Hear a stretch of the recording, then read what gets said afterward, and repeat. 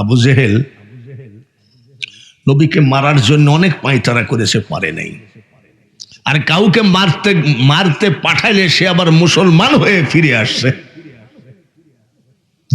শেষ পর্যন্ত আবু জেহেল বহু কায়দা করলো, মারতে পারল না। একটা প্ল্যান করেছে যে মুহাম্মদ সাল্লাল্লাহু আলাইহি ওয়াসাল্লাম ফজরের আজান দিলে তো মসজিদে যাবেই। ওর দালাল চামচা টামচা নিয়ে রাস্তার ভিতরে বিশাল একটা গর্ত করেছে। গর্তটা এমন ভাবে ঢেকে রাখছে নবী যাতে টের না পায়। ফজরের নামাজের আজান দিবে, যাবে, গর্তের ভিতরে পড়ে যাবে।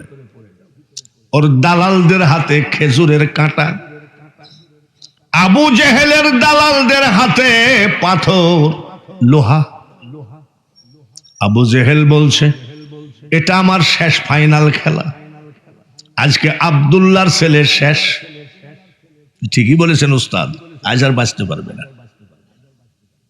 শোনো, যখন পড়ে যাবে তখন মারবা, মানে গর্তের মধ্যেই শেষ। রাজি? বলে হ্যাঁ রাজি। তো দালালরা কয় বস এই মাঝে মধ্যে এত সুন্দর বুদ্ধি পান কোথায়? আবু জেহেল কয় আমার তো কাজ নাই, আমার কাজই হলো মুহাম্মদের বিরোধিতা করা। বলে এতে পারবেন কিন্তু। আবু জেহেল কয় তোরা দাঁড়া, আমার মাথায় হাত দে, দিছে ওয়াদা দে, যাহা বলিব সত্য বলিব। সবাই বলছে হ্যাঁ আমি যাহা বলিব সত্য বলিব। ঠিক তো? বলে হ্যাঁ। মুহাম্মদ সাল্লাল্লাহু আলাইহি সাল্লাম খুব চালাক, অনেক ব্রেন। যখন পড়ে যাবে, তোরা যখন মারবি তখন সে বাঁচার জন্য বলবে আমাকে মারো না, আমি আবু জেহেল। শোন, আমার মাথায় হাত দিয়ে ওয়াদা দে, আমার বাপের নাম করলেও ওকে ছাড়বি না। বলে আপনার মাথায় হাত দিয়ে ওয়াদা দিলাম, আপনার বাপের নাম বললেও ছাড়বো না। ঠিক আছে। সব লোহা পাথর খেজুরের ডাল হাতে করে বসে আছে, আবু জেহেলও আছে। ফজরের নামাজের আজান দিচ্ছে, আল্লাহু আকবার আল্লাহু আকবার। আবু জেহেল কয় তোর হায়াত শেষ। আল্লাহু আকবার আল্লাহু আকবার। আশহাদু আল্লা ইলাহা ইল্লাল্লাহ,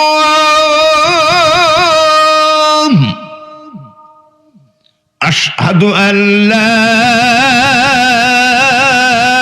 ইলাহা ইল্লাল্লাহ।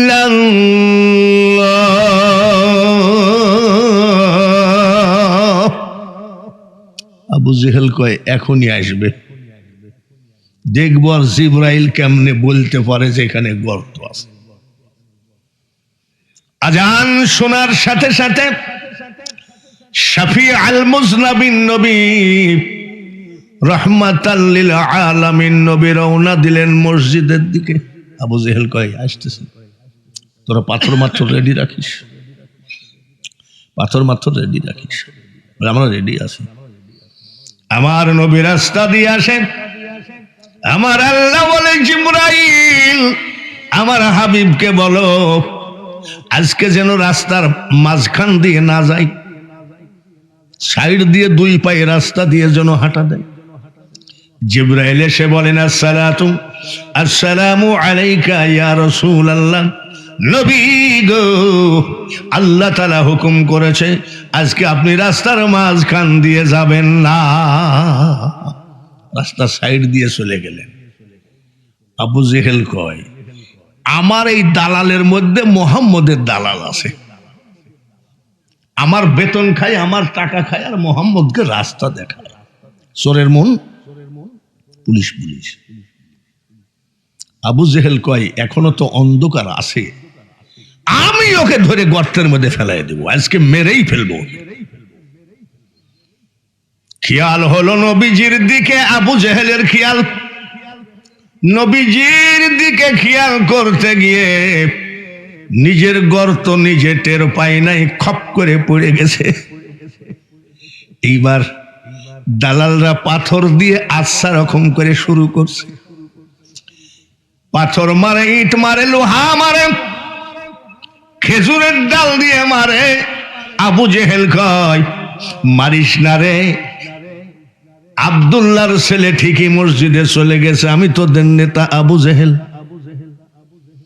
দালালরা কয়, মুহাম্মদ যতই তুমি আবু জেহেলের নাম করো, মাথায় হাত দিয়ে ওয়াদা করা আছে আর তোমাকে ছাড়া হবে না। বলে, আরে আমার গলার আওয়াজ শুনতে পাচ্ছিস না? আমি তোদের নেতা আবু জেহেল। বলে, মুহাম্মদ তুমি এত বড় জাদুকর, আবু জেহেলের মতো গলাও তুমি করতে পারো?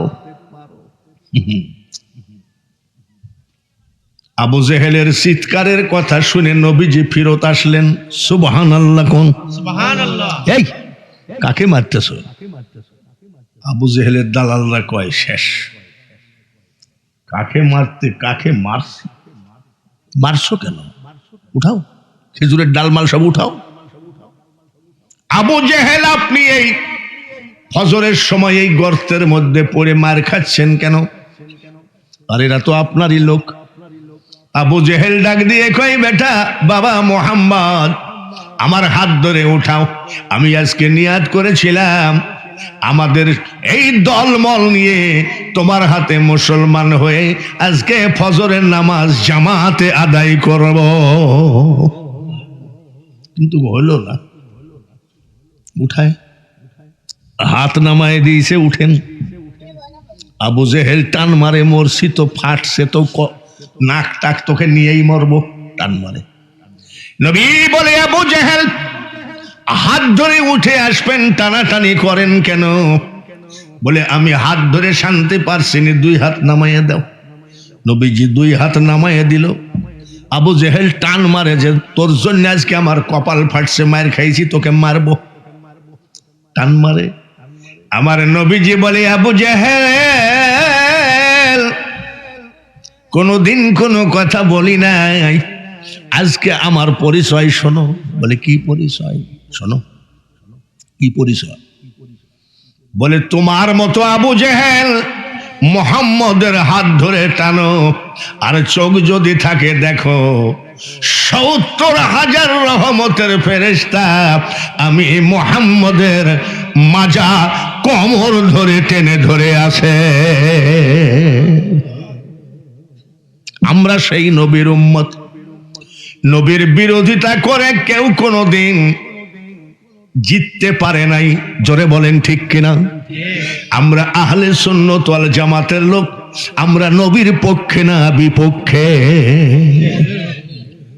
নবীজির বয়স ৬০ বছর, পাহাড়ের উপরে উঠেছে। আবু জেহেল ঘোড়ায় চড়ে যায়, কান্দে, বাচ্চাটা কান্দে। কার বাচ্চা কান্দে রে? নবীজি আব্বা আব্বা করে কান্দে। আবু জেহেল উঠে গেল, উঠে যায়, কই মুহাম্মদ তুমি এখানে কেন গো? বলে, আমি আমার আব্বাকে খুঁজছি। পাহাড়ে উঠলে সব দিকে সমান দেখা যায়। আবু জেহেল বলে, মুহাম্মদ পাহাড় থেকে তুমি পড়ে গেলে মারা যাবা, চলো বাড়িতে দিয়ে আসি। ওই বেঈমান পাহাড় থেকে নামাইছে, নামাইয়ে ঘোড়া এসে দেখে শুয়ে পড়েছে। বলে, ভালোই হলো আমার লম্বা ঘোড়া। আবু জেহেল ঘোড়ায় উঠেছে, আমার নবীকে ডাক দিয়ে কয়, পিছনে বসায় দিয়ে কয়, টাইট করে ধরো, আমাকে মাজাটা টাইট করে ধরো, ঘোড়া দৌড় মারলে পড়ে যাবা। ৬ বৎসরের নবী আবু জেহেলের মাজা ধরে আছে, ঘোড়া আর ওঠে না। ঘোড়াকে চাবুক মারে, ওঠে না। চাবুক মারতে মারতে ঘোড়ার চামড়া কেটে গেল, মাংস কেটে রক্ত জমিন লাল হয়ে গেল। ডাক দিয়ে বলে, ঘোড়া রে, কতদিন তোকে লালন পালন করি রে, এমন বেয়াদবি তো করিস না। ব্যাপার কি, ঘটনা কি, আর কত মারবো? রক্ত ভরা শরীর নিয়ে, 2 চোখের পানি নিয়ে ঘোড়া আসমানের দিকে তাকায়, কই মাবুদ গো, কিছুক্ষণের জন্য আমি ঘোড়ার জবানটা খুলে দাও, আমি এই বেঈমান আবু জেহেলের সাথে একটু কথা বলতে চাই। আমার আল্লাহ বলেন যাও। আমি আল্লাহ জীবনে কোনোদিন কোন জীব জানোয়ারের জবান খুলে দিই না। আজ আমি তুমি যে আমার হাবিবের পক্ষে কথা বলবা, যার জন্য আমি তোমাকে জবানটা ছেড়ে দিলাম। আমার হাবিবের পক্ষে কথা বলবা তো দাও, ছেড়ে দিলাম। দেখবেন মুয়াজ্জিনের গলা ভাঙ্গে না। মুয়াজ্জিন কিন্তু খুব চিল্লায়, গানের একটা রেঞ্জ আছে। মন ভমরা মজলি না তুই রসুল নামের রসে, গানের একটা রেঞ্জ আছে, আজানের কোনো রেঞ্জ নাই। দেখবেন বুড়া মুয়াজ্জিন চিল্লাই কিভাবে জানেন? আল্লাহু আকবার, আল্লাহু আকবার। আচ্ছা, কোন মুয়াজ্জিন কি গলা বাস্ট হয়ে মারা গেছে? কোন মুয়াজ্জিনের গলা বসে গেছে? জোয়ানকালের মুয়াজ্জিন বুড়া হয়ে গেল, গলার আওয়াজ বাড়তেই আছে। প্রধান বক্তার বয়স 81-48 বছর, ওয়াজের বয়স, গলার তেজ কম আছে নাকি? জোরে কোন 81 বছর বয়স হলে হবে কি? গলা ঠিক আছে কিনা? এখনো যদি আমি গান ধরি, শিল্পীরা বলবে আব্বা। আমি তো তোর আব্বা না, তোর বাপের আব্বা। এ দুনিয়া দেখতে সুন্দর রে মানুষ, শুধু মায়ার ঘর। আইসো একা যাইবা একা, কিসের অহংকার রে বলো, কিসের অহংকার? আমার নবীর পক্ষে থাকবা, শাহজালালের পক্ষে থাকবা, শাহপরানের পক্ষে থাকবা, ফুলতলি সাহেব কেবলার পক্ষে থাকবা, আল্লাহর ওলিদের পক্ষে থাকবা। জিন্দেগিতে রনে বনে জলে জঙ্গলে কোথাও তোমার ভয় নাই। আর যদি স্লিপ করেছো একদম শেষ। এক বক্তা কয়, ওহাবি বক্তা আমাকে কয়, দাদা কি বয়স কত? আমি 81। কত বছর ওয়াজ করতেছেন? 48। বলে কোন ওষুধ খান গলার জন্য? আমি জিন্দেগিতে কোনোদিন ডাক্তারকে বলি নাই আমার গলাটার ওষুধ দেন, গলা বসে গেছে। বলে আমি 2 দিন ওয়াজ করলে দাদা আর বউর সাথে কথা বলতে পারি না, গলা বসে যায়। বউকে তখন চা আনতে বলল, গলার আওয়াজ থাকে না। আমার গৌসে পাকের চরণ ধুলা যে করেছে শিরে ধার, কোটি কোটি শত্রু দলে কি করিতে পারে তার। আপনারা কি খুশি না বেজার? খুশি। খুশি যদি হয়ে থাকেন, লোক তো মোটেও ছিল না, আস্তে আস্তে আলহামদুলিল্লাহ লোকজন কেবল আসতেছে। তা আমি আসছি ধরেন 655 বা 60 কিলো দূর থেকে আপনাদের এখানে। আপনারা কি আমার সামনের দিকে একটু একটা দোয়া হলো, কোন আমল নামাই যেন গুনাহ নিয়ে আমরা বাড়ি না যাই। কত ওয়াজ মাহফিলে যায়, গুনাহ যদি মাফি না হয় তাহলে যাই লাভ কি? আজকে যেন আমাদের সাথে একটা গুনাহ বাড়ি পর্যন্ত না যায়। জোরে কোন আমিন। 2 নম্বর দোয়া মুসাফির হালে করব, যারা হজ করেছে আলহামদুলিল্লাহ, আর যারা হজ করি নাই আল্লাহ তাদেরকে যেন কাফনের কাপড় পরানোর আগে একবার হজের কাপড় পরায় নেয়। জোরে বলেন আমিন। আর একবার কোন আমিন। আল্লাহ কয় ঘোড়া যা দিলাম। ঘোড়া কথা কয়, একটু সুবহানাল্লাহ জোরে কম। আর একবার কম। আবু জেহেল কয় কি রে ঘোড়া কথা বলছিস? বলে হ্যাঁ। এই ঘোড়া রে তোকে যতদিন আমি লালন পালন করে যেখানে যাইতে বলি সেখানে যাস, আর আজকে উঠিস না কেন? চামড়া ফাটাইয়া দিলাম, রক্ত বের করে দিলাম, তারপরে উঠিস না কেন? ঘোড়া ডাক দিয়ে কয়, শোন কাফের, সুবহানাল্লাহ, শোন বেঈমান, যাকে পয়দা না করলে পৃথিবী পয়দা হতো না, সেই আখেরি পয়গম্বর দরদি নবীকে বেয়াদবের মতো পিছে বসালি। ওই যে পিছে বসে আবু জেহেলের জড়ায় ধরে আছে, যত বেলা পর্যন্ত রে আবু জেহেল আমার নবীকে সামনে না বসাবি, তত বেলা আমাকে মেরে ফেললেও উঠব না। বলে আব্বা সামনে এসো, 6 বছরের আব্বা সামনে এসো। সামনে এসছে, ঘোড়া পিঠে দাঁড়াইলো, যা, যায় না। কিরে তোর নেতাকে তো সামনে বসালাম, তা যাইস না কেন? ঘোড়ার মুখের মধ্যে যেটা থাকে কি বলে, জোরে কোন? এইবার ঘোড়া বলে, আবু জেহেল রে, তোর হাতে লাগাম মানায় না। আমার দয়ার নবী, পৃথিবীর নবী, সৃষ্টি জগতের নেতার হাতে লাগাম না দেওয়া পর্যন্ত আমি ঘোড়া এক পা আগাবো না। আর বেটা আব্বা ধরো। এবার আব্বা ধরেছে লাগাম।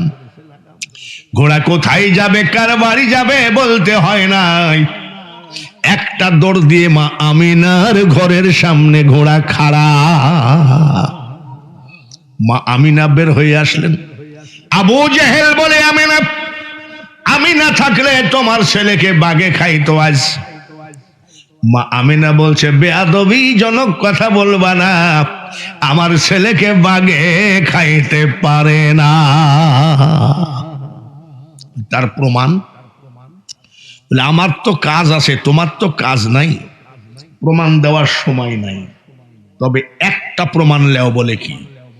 আমার ওই বাচ্চা যখন পেটে ছিল, বালতি নামায় দিয়েছিলাম কুয়ার ভিতরে পানি তুলতে, বড় বালতি, আর তুলতে পারি না। আমার আল্লাহ বলে, ফেরেশতারে, আমার হাবিবের মা বড় বালতি নামায় দিয়েছে, তুলতে পারে না, তাড়াতাড়ি আমার হাবিবের মা আমিনার বালতি ধরো, যত বালতি পানি লাগে তোমরা সব পানিগুলো উঠায় দাও। নারায়ে তাকবীর।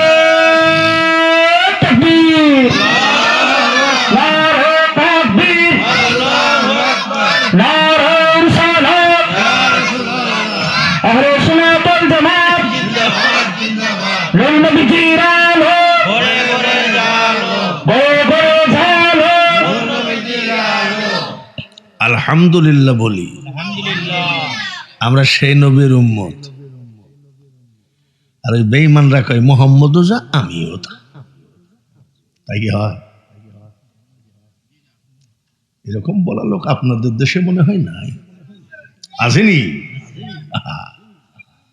ওই যে মোহাম্মদও যা, আমিও তা। আমি, হ্যাঁ, তোর বাপের ভাইরা হয়তো মোহাম্মদ, ভণ্ড দল কোথাকার। এ কথা কি মানা যাবে? মা আমিনা বলেন, যখন আমার বাচ্চা দুনিয়ায় আসবে তখন ঘুমাইয়ে গেছিলাম। এখানে কোনো ডাক্তার থাকলে সে জানে, মেয়েদের সন্তান হওয়া ব্যথার মতো ব্যথা পৃথিবীতে আর নাই। যখন ডেলিভারি হয়, মেয়েরা যে এত যন্ত্রণা ভোগ করে, ডাক্তার বলে টেস্টার ধরলে কারেন্ট পয়দা হয়ে যায় মেয়েদের শরীরে। আর মা আমিনা বলছেন, ঠিক ওই টাইমে ঘুমাইয়ে গেছি। সুবহানাল্লাহ জোরে বলা লাগে। হঠাৎ করে চোখটা খুলে দেখি আমার সিতানার ডান পাশে একজন সুন্দরী মহিলা দাঁড়ানো, সিতানার বাম পাশে আর একজন সুন্দরী মহিলা দাঁড়ানো। আমি ডান পাশের মেয়েটাকে জিজ্ঞেস করলাম, আপনি কে গো? মেয়েটা পরিচয় দিচ্ছে, আমিনা, ভয় পাবেন না, আমি জান্নাত থেকে এসেছি, আমি হলাম তামাম পৃথিবীর আদি মাতা, আমার নাম হাওয়া। কেন এসেছেন? একটা খবর দিতে। জোরে কোন? কয়টা? বলে কি খবর? আমিনা গো, কিছুক্ষণের ভিতরে আল্লাহ তাআলা আপনার কোলে একটা বাচ্চা দেবেন, এই বাচ্চা কিন্তু আখেরি পয়গম্বর।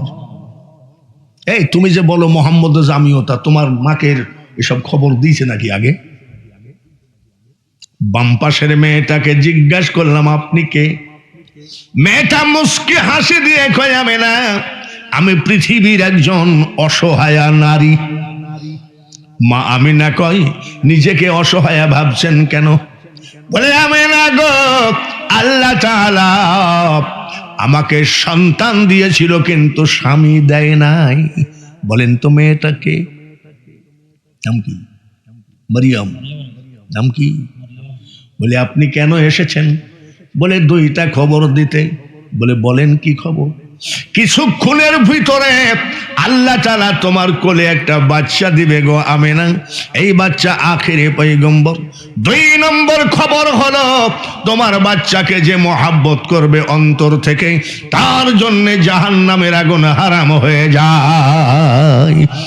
মানুষ বানাইছে আল্লাহ প্রেমের কারণে, প্রেমের ডোরে বান্ধ নবীজির সনে। আমার নবী সম্পর্কে কিছু শুনলেন? কুরআন শ্রেষ্ঠ কিতাব, ইসলাম শ্রেষ্ঠ ধর্ম, জাতি আমরা শ্রেষ্ঠ, নবী আমাদের শ্রেষ্ঠ। আজকে ওয়াজ করা লাগবে কিছু ওলি আল্লাহদের, যে জন্য এখানে ওলি আল্লাহদের ইসালে সব ওয়াজ মাহফিল, জোরে বলেন ঠিক কিনা? এইবার শোনেন, যতই শত্রুতামি করুক ওরা কিন্তু আবু জেহেলের মতো একদিন গর্তে পড়বেই। গর্তে এই যে কিছু মানুষ বেশি লাফাচ্ছ, মাজার ভাঙছ, মাজারে আগুন দিয়ে মাজার পোড়াইয়ে দিচ্ছ, ওই মাজারের ভিতরে যে আছে তিনি হলেন নিরাকার হয়ে গেছে, তিনি আল্লাহর বন্ধু হয়ে গেছে। মনে রাখো তোমরা লাভবান হবা না, এমন একদিন আসবে তোমরা আফসোস করবা আমরা কি ভুল করেছি, আল্লাহর অলির মাজারকে ধ্বংস করে মারাত্মক ভুল করেছি। এমন অসুখ তোমাদের হবে যে অসুখ ডাক্তারেও খুঁজে পাবে না। নবী অলির সাথে শত্রুতামি করে কেউ কি জিতছে? জোরে কোন, জোরে কোন। মিল্লাতা আবিকুম ইব্রাহিম ওয়া সাম্মাকুমুল মুসলিমিন। মুসলিম জাতির পিতা ইব্রাহিম আলাইহিস সালামকে নমরুদ যে আগুনের মধ্যে ফেলাইলো, এই আগুনের তেজ কত দূর ছিল জানেন? 1 মাইল চারো সাইডে 1 মাইল, উপরে 1 মাইল দূর দিয়ে যদি কিছু যাইতো মোমের মতো পুড়ে গলে যেত। সেই আগুনের মধ্যে নমরুদ ফেলাইয়া দিল। ইব্রাহিম আলাইহিস সালাম পুড়ে কয়লা হয়ে গেছে নাকি? একটু জোরে কোন। হয়ে গেছে, ফেলাই দিছে। আমার আল্লাহ কয় জিব্রাইল সহযোগিতা করো আমার খলিলকে। জিব্রাইল গিয়ে কয় আসসালাতু ওয়াসসালামু আলাইকা ইয়া ইব্রাহিম খলিলুল্লাহ। কি সহযোগিতা করতে পারি বলেন? বলে তুমি কে? বলে আমি জিব্রাইল ফেরেশতা। জাতির পিতা কি বলেছিলেন? পালাও, সরো। ফেরেশতাকে বলছে সরো। বলছে কেন? আপনাকে সহযোগিতা করতে পাঠাইছে আল্লাহ। জাতির পিতা হওয়া এত সহজ নয়। আন্দাজে যদি বাঙালি হুজুর বলে কুষ্টিয়ার জাতির পিতা এত সহজ নয়। এইবার ডাক দিয়ে কয় জিব্রাইল রে, আমার আল্লাহকে গিয়ে বলো আমি জিব্রাইলের সহযোগিতা চাই না। আজরাইল সহযোগিতা চাই না, ইসরাফিল মিকাইলের সহযোগিতা চাই না। আমার আল্লাহকে বলো আমি আল্লাহ ছাড়া কারোর সহযোগিতার ধার ধারি না। আমরা তোমার দ্বারের ভিখারি গো মাওলা, তোমার দ্বারের ভিখারি, অন্য দ্বারের আশা না করি। কত বড় ঈমান! ফেরেশতার সহযোগিতা আমার দরকার নেই, আল্লাহকে বলো গা। কবি নজরুল কি কয় জানেন? আল্লাহতে যার পূর্ণ ঈমান, কোথা সে মুসলমান। জাতির পিতা গেল, তার নামে সূরা নাজিল হয়েছে। ইউনূস আলাইহিস সালামকে মাছের পেটে ঢুকাইয়ে দিল, ওই মাছটা আরেক মাছকে, ওই মাছটাকে আরেক মাছ গিলে ফেললো। ইউনূস আলাইহিস সালামকে আসলে মাছে গিলতে পারছে নাকি? পারছে? ইউনূস নবীকে মওলা মাছের পেটে দিলি। আচ্ছা বলেন তো কতদিন ছিল মাছের পেটে? কতদিন ছিল? 40 দিবস মাছের পেটে তোর কুদরতে রাখিলি রে মাওলা তুই রে তুই। আবার লা ইলাহা ইল্লা আনতা শিক্ষা দিয়ে নেকালিলি তুই, ও মাওলা তুই রে তুই। 40 দিন পরে উনি সশরীরে সুস্থ শরীরে মাছের পেটের থেকে বের হয়ে আসছে। মাছের বাপের ক্ষমতা নাই একজন নবীকে গিলে খাওয়া। তোমার মতো কানা মোল্লা বাঙালি হুজুরকে ভণ্ড বলো মেনে নিব, বাঙালি হুজুরকে কাফের বলো মেনে নিব, সব মানতে রাজি। আমার নবীর বিরুদ্ধে ফতোয়া দিলে ওই মোল্লাকে আমরা মানতে রাজি না। আচ্ছা বলেন তো ফিরাউন ধনী না গরিব ছিল? জোরে কোন? ধনী মানে কি? মিশরের বাদশাহ। কিন্তু ফিরাউনের মা বাপ 2 জন মারা গেল। মা বাপ মারা গেলে কি হয়? এতিম। কি হয়? এতিম হয়ে গেল। হাড়ি পাতিল, ডেক ডেকসি, শাপল কুদাল, বাটি ঘটি সব বিক্রি করে খাইলো। এখন হলো দেউলিয়া, কিছু নাই। দোকান থেকে 5 কেজি চাউল বাকি আনে, কাইল দিব বলে জীবনে দেখা দেয় না। ফিরাউন ভাই 2000 টাকা দেন, আগামী সপ্তাহে দিব। আচ্ছা ঠিক আছে দাও। এতিম, মা নাই বাপ নাই, না জীবনে আর ওই লোকের সঙ্গে দেখা করে না। এইভাবে সারা এলাকায় ঋণ বাকি করতে করতে গলা পর্যন্ত ঋণ করে ফেলাইছে। রাস্তায় বের হওয়া যায় না, পাওনাদার পাইলেই তাকে মেরে ফেলবে। শেষ পর্যন্ত এই ফিরাউন পাওনাদারের ভয়ে খাটের নিচে রান্না করে, খাটের নিচে খায়, খাটের নিচে ঘুমান। খাট চিনেন তো? খাট চিনেন? কিন্তু দরজা খোলা, পাওনাদাররা আসে, ফিরাউন আসো, কথা কথা কয় না। বলেন তো ফিরাউন কোন জায়গায়? খাটের নিচে। দরজাটা খুলে রাখার কারণ কি জানেন? পাওনাদাররা আসে তখন কথা কয় না, তখন পাওনাদাররা মনে হয় বাথরুম টাথরুমে গেছে, পরে আসবো। এটা ওর দরজাটা খুলে রাখা ওর ফার্স্ট ক্লাস একটা বাটপারি। শেষ পর্যন্ত আর কাউকে বাকি দেয় না কেউ। কি করবে? কানতে লাগলো, আল্লাহ যদি অন্ধকার রাত্রি হতো পলায়ে যেতাম। জোনাক রাত্রে তো পলানো যাবে না, যে পাবে সেই ধরি মারবে। অন্ধকার রাত্রি হলো, ফিরাউন টুপলা টাপলি বেঁধে নিয়ে ঘর বাড়ি ফেলায় থুয়ে পলায়ে চলে গেল মিশরে। কোথায় গেল? মনে রাখেন, কোথায় গেল? মিশরে একা একা হাঁটে, কেউ বন্ধু বান্ধব সাথে নাই। এই ফিরাউন 9 দিন পানি খাওয়া, খাবার জোটে নাই। ফিরাউন যেতে যেতে দেখে তার এক বন্ধু সামনে বেঁধে গেল, তার নাম হলো হামান। তার নাম কি? কিরে দোস্ত তুই এখানে? আরে দোস্ত তুই? ফিরাউন বলে, হামান রে, আজ 9 দিন না খাওয়া, পাওনাদারের ভয়ে মাসের পর মাস খাটের নিচে পলায়ে থাকছি, আর পলায়ে থাকবো কত, তাই আমি মিশরে পলায়ে আসছি। তোর অবস্থা কি? হামান বলে, ফিরাউন আমি আরো 6 দিন আগে পলায়ে আসছি, একই মামলা, তোর মতোই। তাই নাকি বলে? হ, এদিকে শোন, তোরও যে অবস্থা আমারও যে সেই অবস্থা, হাতে হাত দে। হাতে হাত দিয়ে মিশরের মাটিতে দুইজন ওয়াদা করতেছে, মরলে একসাথে মরবো, বাঁচলে একসাথে বাঁচবো, চল যায়। এই দুই বন্ধু হাঁটতেছে, একজন 6 দিন না খাওয়ার, একজন 9 দিন না খাওয়া। রাস্তায় যেতে যেতে দেখে মাঠের মধ্যে এক মুরব্বি তার জমিন, তার ক্ষেতের পাকা তরমুজ তুলে আর পালা দেয়। ওই মুরব্বির নিজেরই তরমুজের আবাদ, পালা দেয়। ফিরাউন হামান তাকায় আছে তরমুজের দিকে। তরমুজের মালিক কয়, এরা কি ক্ষুধার্ত নাকি?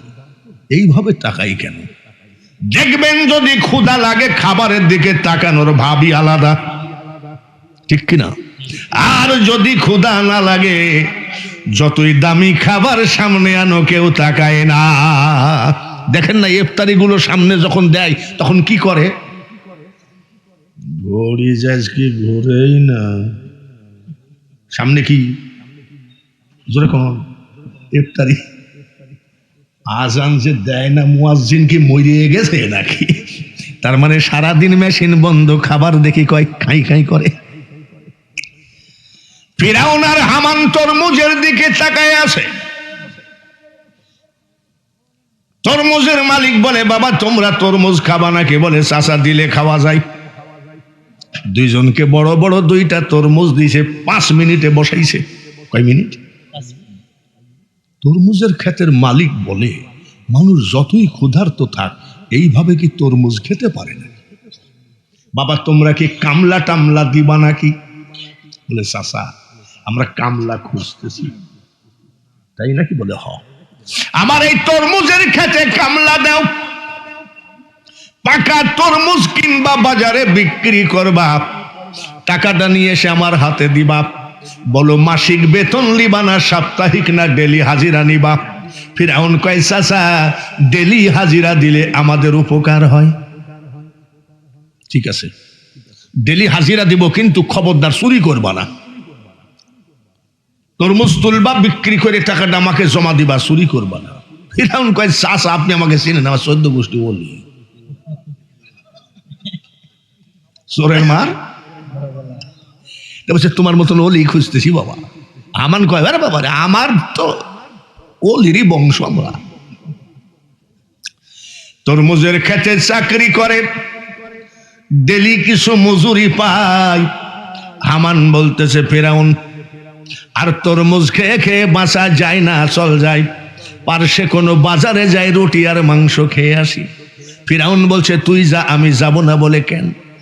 যে টাকার জন্য আমি ফিরাউন দেউলিয়া, যে টাকার জন্য আমি রাতের অন্ধকারে পলায়ে আসছি, যে টাকার জন্য মাসের পর মাস খাটের নিচে পলায়ে থাকছি, আমি টাকা তরমুজ খেয়ে খেয়ে মরে গেলেও টাকা খরচ করব না। আমান বলছে, ভাই আমিও রুটি মুটি দরকার নাই। তরমুজের খেতে কামলা দিতে দিতে মিশরের প্রধানমন্ত্রী, মিশরের বাদশাহ সরকারি একটা চাকরির বিজ্ঞপ্তি দিল। মিশরে একটা সরকারি গোরস্থানের দারোয়ান লাগবে, বেতন হবে সরকারি, খাওয়া হবে সরকারি। এই চাকরির বিজ্ঞপ্তি দেখে ফিরাউন দরখাস্ত করলো। দেখবেন যারা বেকার, ফেসবুকে টিকটক দেখে না, যারা বেকার ফেসবুকে কোনো নাচ গান দেখে না, যারা বেকার শুধু দেখে বিদেশে যাওয়ার কোনো লাইন আছে নাকি, সরকারি কোনো চাকরি আছে নাকি। বাদশার সামনে হাজির হলো ভাইবা পরীক্ষা। মিশরের বাদশা, মিশরের প্রধানমন্ত্রী বলল, এর স্বাস্থ্য টাস্থ্য ভালো আছে, চেহারাও ভালো আছে, চাকরিটা এই ফিরাউনকে দিয়ে দিলাম। কি চাকরি? সরকারি। বলে, কোন কি চাকরি? সরকারি চাকরি পেয়ে বলছে, হামান রে দেখ দেখ রে, কাঁচা খুলতে দেরি লাগে, মানুষের কপাল খুলতে দেরি লাগে না। দেখ সরকারি চাকরি, সরকারি চাকরি গোরস্থানে জয়েন করলো। লাশ আসে, ফিরাউন অন্যদিকে মুখ ঘোরাইয়ে থাকে। এই ভাই দরজা খুলেন, কথা কয় না, দরজা খুলেন, গোরস্থানের দরজা খুলেন না কেন? ফিরাউন বলে, ভাই আপনারা হয়তো জানেন না, সরকার আইন করেছে লাশ প্রতি 1 টাকা না দিলে খোলা হবে না। কত বড় হারামজাদা দেখেছেন, লাশের উপরে চাঁদাবাজি করতেছে। কিসের উপরে? লাশের উপরে। লোকজন চিন্তা করে 1 টাকা দে, লাশ প্রতি 1 টাকা করে চাঁদাবাজি করতে লাগলো। হঠাৎ করে দেশে মহামারী, কলেরা বসন্তে বহু মানুষ মারা গেল। ডেলি 10টা-15টা লাশ হাজির হয়। ফিরাউন নদীকে তাকায়, দরজা খোলো। বলে, এটা কি সাধারণ মরা না কলেরা বসন্ত মরা? বলে, কলেরা বসন্ততে মরা। সরকার আইন করেছে মহামারীতে যারা মরে তাদের জন্য 2 টাকা।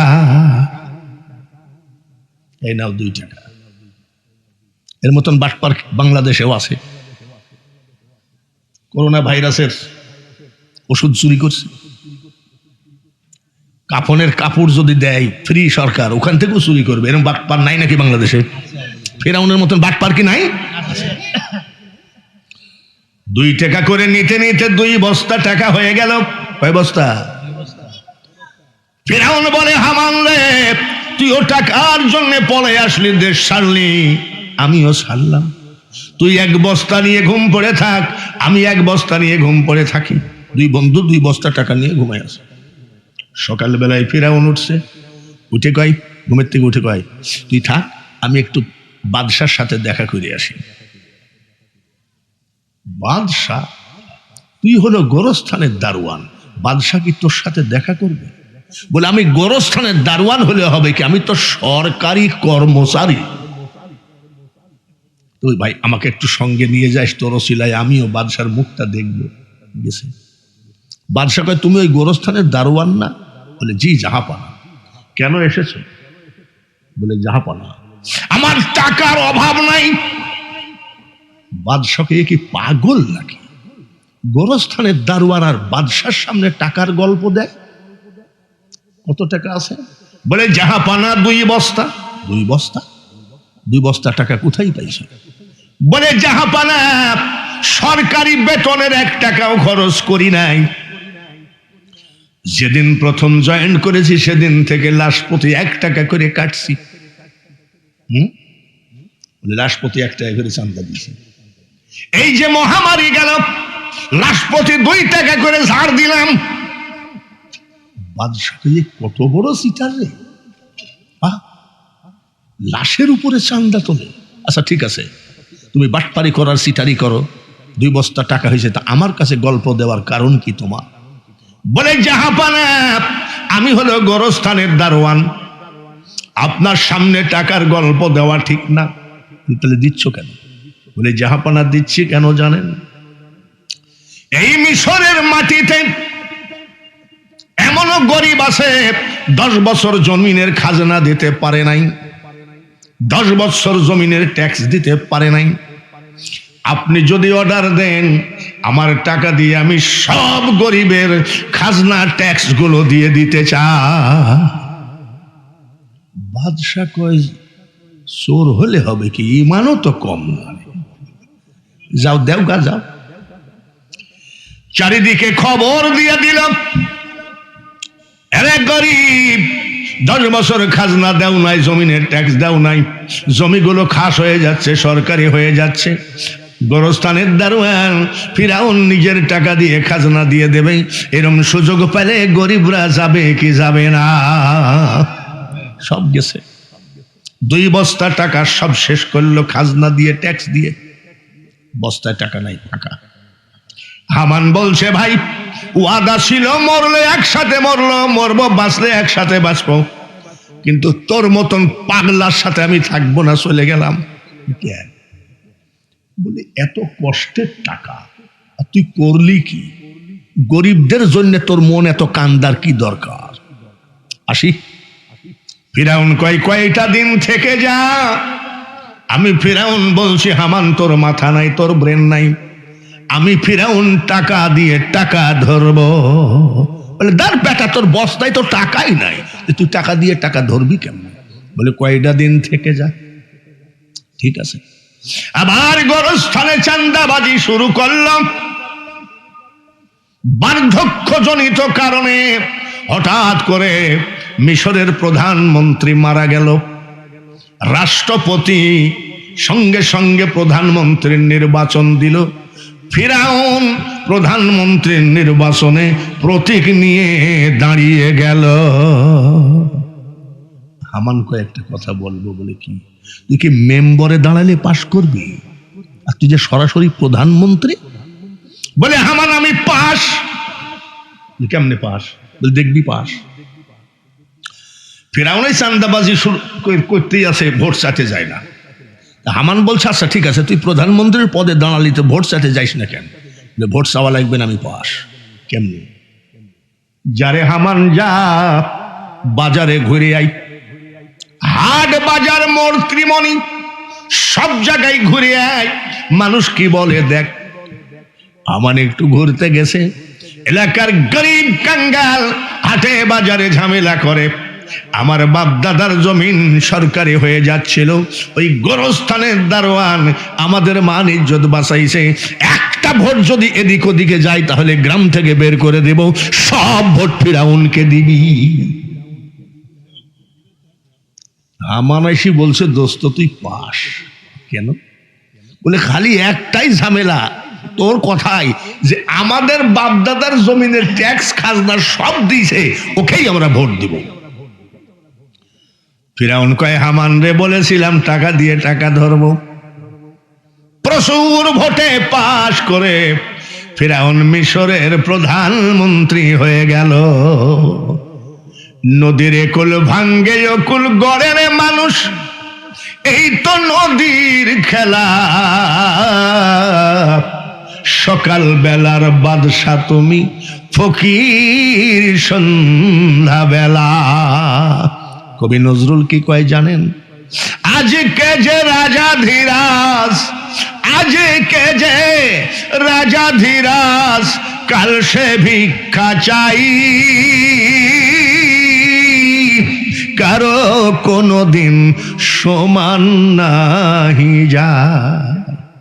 বাঙালি হুজুরের এটা 2026 সাল, 27 সালেও ডেট নাই, 27 সালেও ডেট নাই।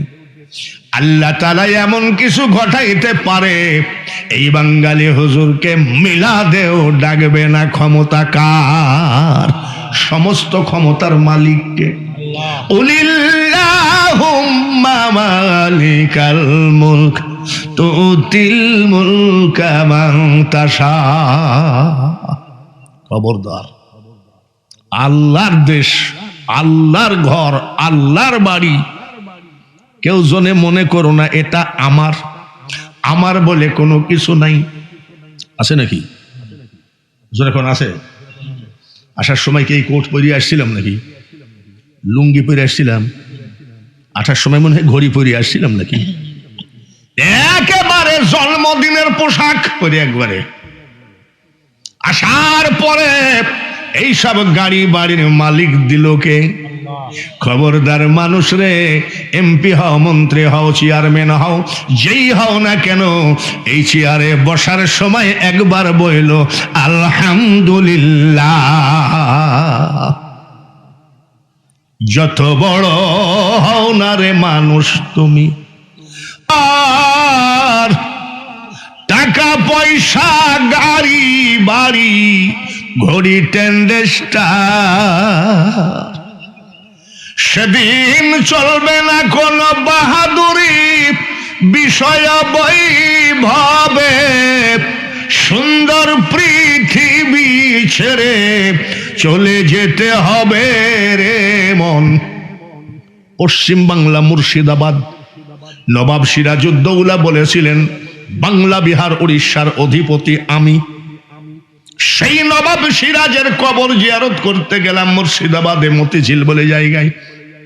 নবাবের কবরের উপরে গরু পেশাব করে আর ঘাস খায়, ওই নবাবের গরু খেদানোর ক্ষমতা না। শব্দ স্পর্শ রূপ রস গন্ধ বন্ধ হবে রে যেদিন এ পৃথিবীর অস্তিত্ববোধ লীন হবে সেদিন। বুঝতে পারছেন আমার কথা? কি বুঝতে অসুবিধা হয়? আমি কি চিটাগাঙ্গি ভাষায় কথা বলি? সিলেটের ভাষা তো অনেক বুঝি, বোঝা যায়। চিটাগাঙ্গের ভাষা মোটেও বোঝা যায় না। আমি মাঝে মধ্যে চিটাগাং ওয়াজ করতে যাই, হাজার হাজার লোক আমাকে দেখতে আসে, বাঙালি হুজুর আসছে। আরে ভাইরা, আপনাদের এই চিটাগাঙ্গের ভাষা এত কঠিন। আরবি ভাষায় কুরআন নাজেল হয়েছিল, 30 পারা কুরআন মুখস্থ করেছি। চিটাগাঙ্গি ভাষায় যদি কুরআন নাজেল হতো, 81 বৎসর বয়সে 81টা আয়াত মুখস্থ হতো না। চিটাগাঙ্গের লোক হাসে, বলে এত কঠিন।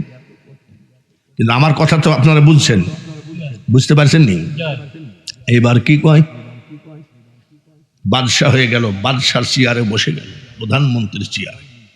হামান বলছে, তুই তো ঠিকই চিটারি করে প্রধানমন্ত্রীর চেয়ারে বসলি, কিন্তু আমার সাথে তো কথা ছিল মরলে একসাথে মরবো, বাঁচলে একসাথে বাঁচবো, আমার কি করলি?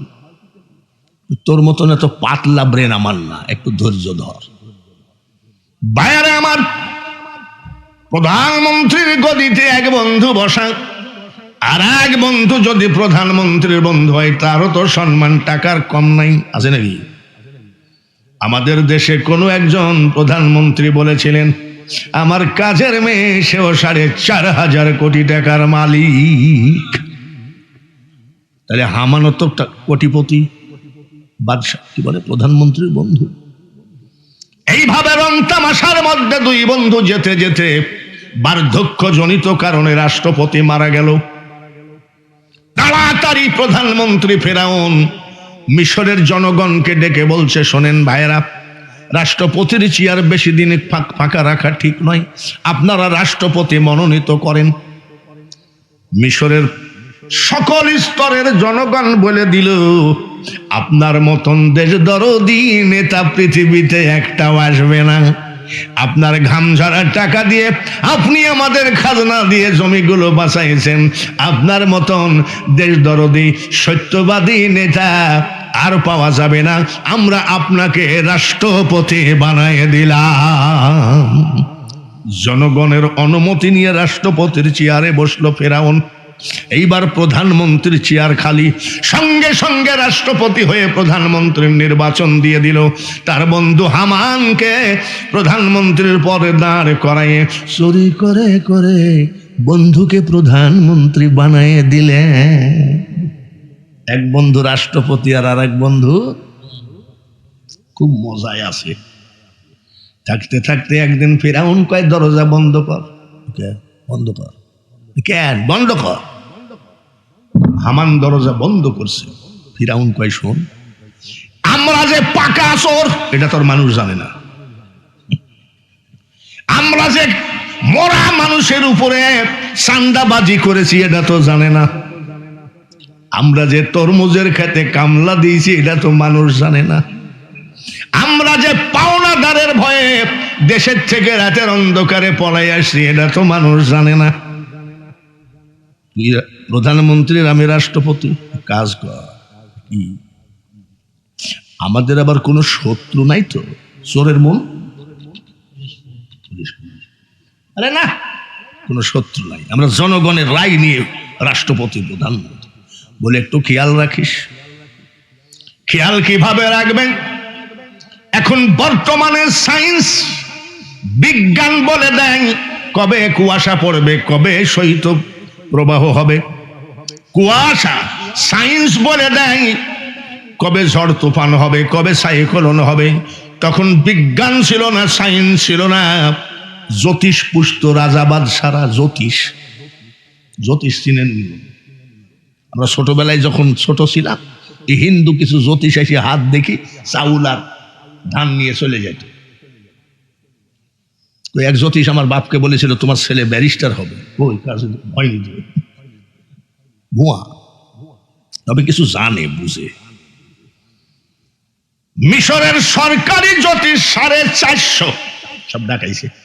তোমরা কি সরকারি? আমি নতুন রাষ্ট্রপতি, আমার বন্ধু নতুন প্রধানমন্ত্রী। তোমরা একটু গণনা পড়না করে দেখো তো আমাদের দুই বন্ধুর কোনো শত্রু আছে নাকি?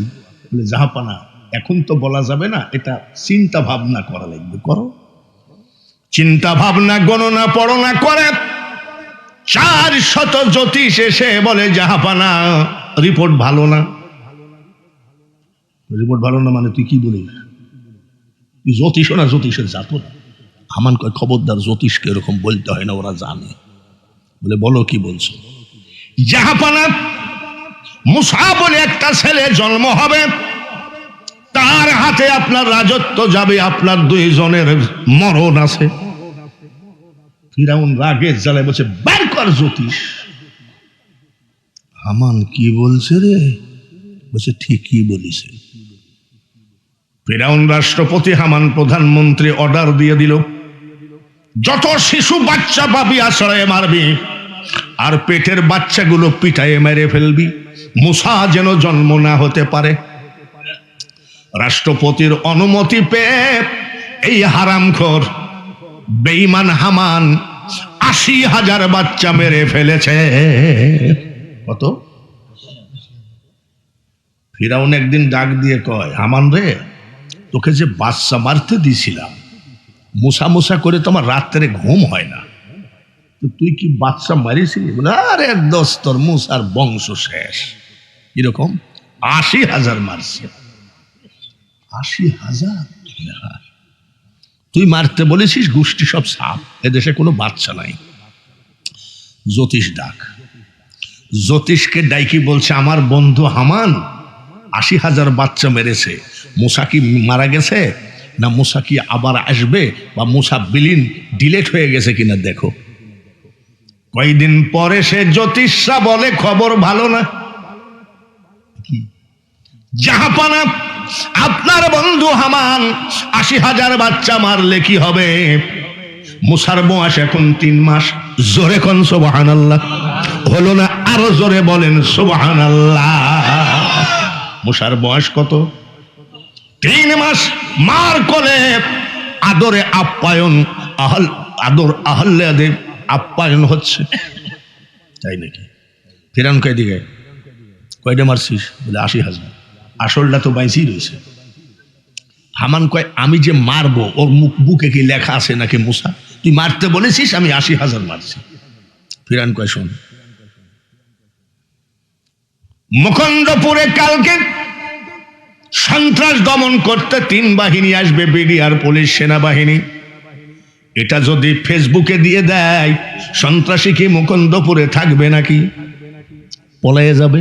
এই তুই ডিক্লার দিস কেন আজকে অমুক গ্রামে যাব বাচ্চা মারতে? হট করে ঢুকে পড়বি, পাগল কোথাকার। হামান বলছে দোস্ত তোর বুদ্ধি আছে। বলে বুদ্ধি না থাকলে বাউনাদারের ভয়ে খাটের নিচে মাসের পর মাস ঘুমায়, সবকিছু ফেলায় থুয়ে লাশের উপরে চান্দাবাজি করে কি আজ আমি রাষ্ট্রপতি? বুদ্ধি না থাকলে কহাই নাকি? হঠাৎ করে একটা গ্রামে ঢুকে পড়বি, তুই যদি বলিস অমুক গ্রামে যাচ্ছি, তাহলে তো বাচ্চা পলায় রাখবে। 10 জন পুলিশ সাথে করে নীল দরিয়ার উপর দিয়ে নৌকায় যাচ্ছে বেঈমান। মুসা আলাইহিস সালামের একটা মাত্র বোন, 11 বছর বয়স, নাম হলো মারিয়াম। নদীর কিনারে ছাগল চড়াচ্ছিলেন মেয়েটা। ছাগল ফেলায় তুই এক বিয়ে বাড়ি গিয়ে বলছে মা আমার ভাইকে বাঁচাও, মা আমার ভাইকে তাড়াতাড়ি কি করবা বাঁচাও, ভাই আমার জানের জান, ভাই আমার রক্তের বাঁধন। কি হয়েছে চিল্লাচ্ছিস কেন? বলে মা 10 জন পুলিশ নিয়ে হামান ভাইকে মারতে আসছে। মা বাচ্চাটা নিয়ে একবার ওই ঘরে একবার ওই ঘরে, আমাদের দেশে বলে অথর্ব হয়ে গেছে। আমার আল্লাহ বলে নারায়ে তাকবীর, নারায়ে রিসালাত। আমার আল্লাহ বলে মুসার মা তুমি যে পাগলামি করছো, পুলিশ তোমার বাড়ি ঘেরাও করে ফেলেছে, বাচ্চাকে বাঁচাইতে পারবা না। আমি আল্লাহ বলছি, জোরে বলেন মারহাবা। ফিরাউনের পিছনে আছে শয়তানি শক্তি রে, আর মুসা নবীর পিছনে আছে স্বয়ং খোদাই শক্তি। মুসলমান, পুলিশ ঘেরাও করে ফেলেছে। তোমার জ্বলন্ত চুলার ভিতরে ছেলে ফেলায় দাও, কিছু দিয়ে চুলা ঢেকে রাখো, কোনোভাবে ভয় পাবা না, আমি আল্লাহ বলছি। ওই জ্বলন্ত দাউ দাউ করে আগুনের মধ্যে যদি ফেলাও, আগুনের ভিতরে আমি আল্লাহ তোমার ছেলে মুসাকে হেফাজত করব। আমার আল্লাহ পারে কি পারে না? দিস আল্লাহর কথা মোতাবেক জ্বলন্ত চুলার ভিতরে দিছে। পটপট করিস কেন? তবারকের দেরি আছে তো, এখনই তবারক নাকি? তবারক অনেক দেরি আছে, একটু ঘুরে জায়গা, চোখে পানি দিয়ে মুসলমান দিছে। হামান বেঈমান আসলো, বলে এই বাড়িতে কোনো বাচ্চা আছে নাকি? বলে এই যে। বলে আমরা মেয়ে বাচ্চা খুঁজছি না, ছেলে বাচ্চা আছে নাকি? বলে খুঁজে দেখো। সকল বাড়ি ঘর তল্লাশি করে দেখে কোনো বাচ্চা নাই। বাচ্চা কোথায়? সরকারে সিল মেরে দিয়ে চলে গেল বেঈমান হামান।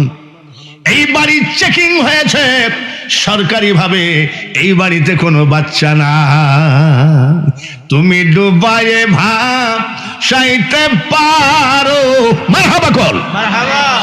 আরে বুড়া বক্তা হলে হবে কি, গলা তো কনকনা। তুমি ডুবায়ে ভাসাইতে পারো, তাইতে তোমায় ডাকি আমি ইলাহি আল মিনগো আল্লাহ বাদশাহ আলম পানা তুমি।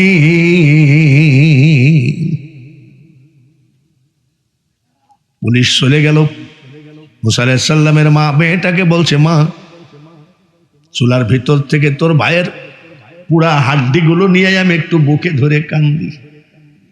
শাশুড়িকে বাড়ি থেকে বের করে দিতে বলছি না, তবে তোমার মার পার নিচে জান্নাত। ৫-৭ লক্ষ টাকা খরচ করে মদিনায় গেলা হজ করতে, যদি একটু মনের মধ্যে কুখিয়াল আসে সব শেষ। আর আমার নবী বলেছে, এই ঠান্ডার ভিতরে বাড়ি যাও, তোমার মা মশারির মধ্যে ঘুমায় আছে, মশারিটা উঠায় একবার মার দিকে ভালো নজরে তাকাও, ৭০টি কবুলিয়াত হজের নেকি তোমার আমল নামায় সঙ্গে সঙ্গে প্রবেশ করবে। মা জননী নাই রে যাহার, এ ভুবনে তাহার কেহ নাই, মায়ের মতো আপন কেহ নাই। তোমার ভাইয়ের পুরা হাড্ডিগুলো নিয়ে এসো। বোন বলছে, আমি যেতে পারবো না।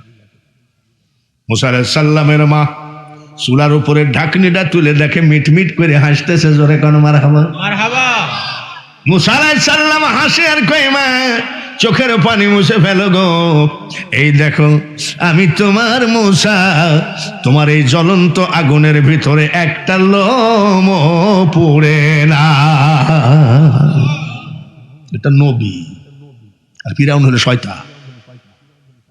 শয়তান যখন মারা যায়, বুঝছেন, জীব জানোয়ার পশু পাখি সবাই মিটিং করছে যে আমরা না খাই মরে যাব, কিন্তু ওই হারামজাদার লাশ খাবো না।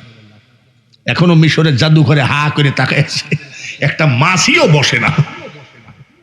আবার একজন কোরআনে হাফেজ হক্কানি আলেম যখন মারা যাবে, একটা মাছিও বসবে না তার গায়ে।